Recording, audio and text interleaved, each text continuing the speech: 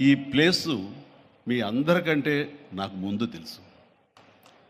2000 సంవత్సరంలో రామ్దేవ్ ఇది ప్రారంభించినప్పుడు ఇక్కడ కొన్ని మొక్కలు పాంప్లెట్ వేసి మా ఇంటికి తీసుకొచ్చి, మీరు ఇల్లు కడుతున్నారు, ఏదైనా ఉపయోగపడుతుందో చూడండి అంటే వెంటనే ఎంత ముచ్చరేసిందంటే, ఎప్పుడో విదేశాలకు వెళ్ళినప్పుడు ఇలాంటి మొక్కలు, ఇలాంటి కళాకృతులు, ఇలాంటి అద్భుతమైనటువంటి సజీవ శిల్పాలు, జీవం ఉన్నటువంటి ఇలాంటివి చూస్తుంటే ఇలాంటివి మనం తీసుకెళ్ళిపోతే బాగున్నాయి, వాడ షిప్లో తీసుకెళ్తే బాగుండే అని అంత టెంప్ట్ అయ్యేవాడిని. అలాంటిది ఇక్కడ హైదరాబాదులో ఈ శివారుల్లో ఒకటి లభిస్తుందంటే కనుక చాలా ఆనందంగా ఉంటుంది. రామ్దేవ్ ఫస్ట్ ఆఫ్ ఆల్ నేను కూర్చున్న చోట బయట కనపడకుండా నాకు ఏదైనా ఫెన్సింగ్ లాగా ఉండాలి, అలాంటి గుబురుగా ఉండకూడదు అంటే అక్కడ చక్కగా కొమ్మల్ని ఒక ఫెన్సింగ్ లాగా అల్లి పైన మాత్రం గ్రీన్ ఉండేలాగా పెద్ద స్క్రీన్ చేశాడు. అది ఇప్పుడు చూస్తుంటే కనుక ఎంత బాగుంటుందంటే బయట నుంచి చూసేవాళ్ళకి నేను జైల్లో ఉన్నట్టు ఉంటుంది, అన్ని కటకటాల్లాగా ఉంటుంది.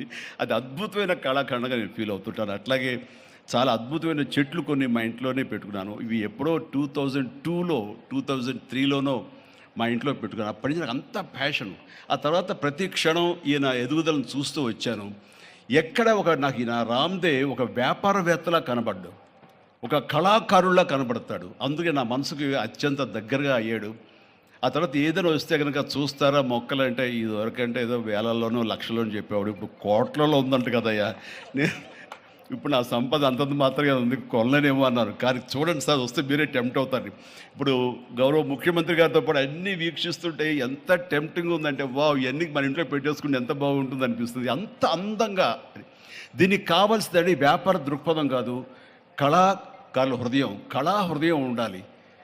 నా మటుకు నేను అతని ఒక కళాకారుడుగాను, ఒక ఆర్టిస్ట్గా చూస్తాను. నేను అంత తపన లేకపోతే, అంత ఇష్టం లేకపోతే సుదీర్ఘకాలం 24-25 ఇయర్స్ పాటు దీని మీద ఎక్స్పెరిమెంట్ చేస్తూ, ఎన్నో చోట్ల రీసెర్చ్ చేస్తూ, ఎక్కడెక్కడ ఏమేమి మొక్కలు దొరుకుతాయి, ఎక్కడెక్కడ ఈ శిలాకృతులు దొరుకుతాయి, ఆ శిలలు ఇక్కడ ఎలా తీసుకురావాలి అని దాని మీద అది దుర్భేద్యం అనుకోకుండా ఇది సాధ్యమే, ఇది మన ప్రాంతం వాళ్ళకి, మన హైదరాబాదుకి, మన స్టేట్కి అందం తీసుకొచ్చేది, మన దేశంలోనే గొప్పగా చెప్పినటువంటి గొప్ప పార్క్ అవుతుందని ఆయన మనసులో మెదిలిన ఆలోచన, ఆయన పడ్డ కష్టం, తీసుకున్న శ్రమ ఈ రోజున ఇక్కడ అద్భుతమైన కళాఖండంగా ఇన్ని ఎకరాల్లో చోటు చేసుకుందంటే కనుక నా భూతో నా భవిష్యత్తు. ఎవరైనా సరే అంత డబ్బులుంటే కనుక ఏం వ్యాపారం చేద్దాం, ఇంత స్థలం ఉంది కదా, దీన్ని ఎలా రియల్ ఎస్టేట్ చేద్దాం, దీన్ని ఏదో గవర్నమెంట్ వాళ్ళ మన్నలతో వాళ్ళ పర్మిషన్లతో తీసేసుకుని అక్కడ మనం మల్టీ స్టోరీ పెట్టుకుంటే ఆయన జీవితం కాదు కదా, తరతరాలుగా నిలిచిపోతాడు. అలా కాకుండా ఆయన కేవలం ఒక లోపల ప్యాషన్, చిన్నప్పటి నుంచి కాలేజీ రోజులో చదివే దగ్గర నుంచి, ఆర్ట్ కాలేజీలో చదువుతున్న దగ్గర నుంచి కూడా ఆయన మదిలో ఉన్నటువంటి ఆయన బ్రెయిన్ చైల్డ్, అలాంటి దాన్ని ఈ రోజున ఈ రూపం తీసుకొచ్చారంటే ప్రతి క్షణం ప్రతి కార్నర్ ముఖ్యమంత్రి గారు చూసి ఎంత ముచ్చటపడిపోతున్నారంటే అంత ఇంత కాదు. ఎలా చేశారు, ఇది ఎలాగొచ్చింది, అది ఎలా వచ్చింది అని అడుగుతున్నారు. నేను కొన్ని అడుగుతున్నాను. అడిగి ఇది షూటింగ్స్కి ఇస్తారా రామ్దేవ్ అని అడిగితే, ఇస్తానండి కానీ ఫస్ట్ షూటింగ్ మీదైతేనే అన్నాడు. ఇప్పుడు నువ్వు ఆ మాట అన్నావు కదా, ఇప్పుడు కొత్తగా హీరోయిన్ని తీసుకొచ్చి ఆ అమ్మాయితో స్టెప్లు వేయాలంటే ఈ ఎండలో ఎలా ఉంటుందేమో తెలియదు, కానీ ఏదో చలికాలం అయినప్పుడు నెక్స్ట్ చలికాలం అయితే చేస్తానయ్యా అన్నాను. ఈలోగా వర్షాలు పడి ఇవన్నీ ఇంకొంచెం పచ్చగా ఉంటాయండి, 1 or 2 ఇయర్స్ లోపల ఇది అద్భుతంగా ఉంటుంది, కంటికి కనువింపుగా ఉంటుంది చెప్పేసి ఆయన చెప్తుంటే కనుక ఐ కుడ్ ఇమాజిన్. అట్లాగే ఇక్కడ వెడ్డింగ్ ప్లాన్ చేసుకోవచ్చు, వెడ్డింగ్స్ కానీ ఇతర రిసెప్షన్స్ కానివ్వండి, పలు ఈవెంట్స్, అలాగే ఐస్కి సంబంధించినటువంటి ఆ స్కేటింగ్ సంబంధించిన చేయాలని ఇలా ఎన్నెన్నో ప్లాన్స్ ఉన్నాయండి. అవన్నీ కూడా చేయగలడు, ఆ సామర్థ్యం ఉంది. అలాగే ప్రభుత్వం కూడా ఖచ్చితంగా సపోర్ట్ చేస్తారు, అందుకు సమాయుత్తమై ఉన్నారు ఆయన. అందుకనే ఎంతో బిజీగా ఉన్నారు సీఎం గారు. ఇవాళ చూస్తే కనుక మనుషులు ఇంటి చుట్టూ ఉన్నారు.